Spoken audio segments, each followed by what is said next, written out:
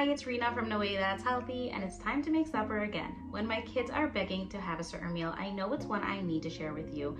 We're having meat pizza pizzas with thin, crispy sweet potato fries, and it's a whole lot quicker to prepare than saying all that. Now let's cook supper. I have a pan here with parchment paper, and directly on the parchment paper, I'm going to take the sweet potatoes that I peeled and use a julienne peeler to make these nice little julienne strips of it. Now you can use a spiralizer here also.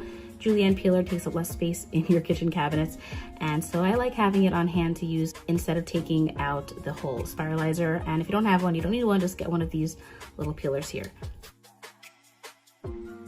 As you see here, we have these nice little pieces without much effort. Now you don't want it to overcrowd the pan because otherwise it won't cook evenly, so just maybe take half of it and put it onto another pan if it is too much on that one pan. Now we're gonna drizzle on some olive oil and toss that in the sweet potatoes. I'm not adding any salt now, I'm gonna add it at the end. I just think that they bake up better without adding salt on before. But you can of course add any seasoning, chili powder, onion powder, garlic powder, whatever you'd like onto these.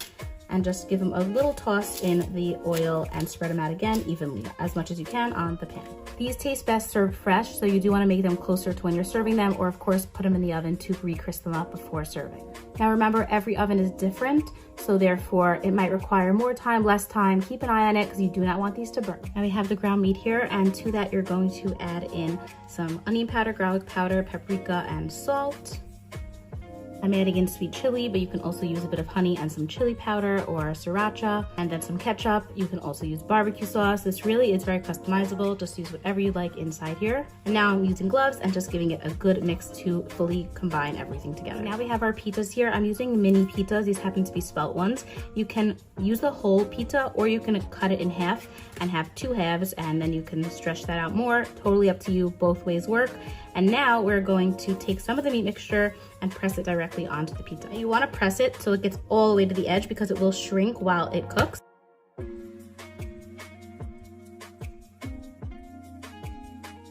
Now that these are all coated, I'm going to take a little bit extra of either barbecue sauce, sweet chili, whatever you like, and brush it onto the top. Just think it adds a bit more flavor and a nice glaze on top.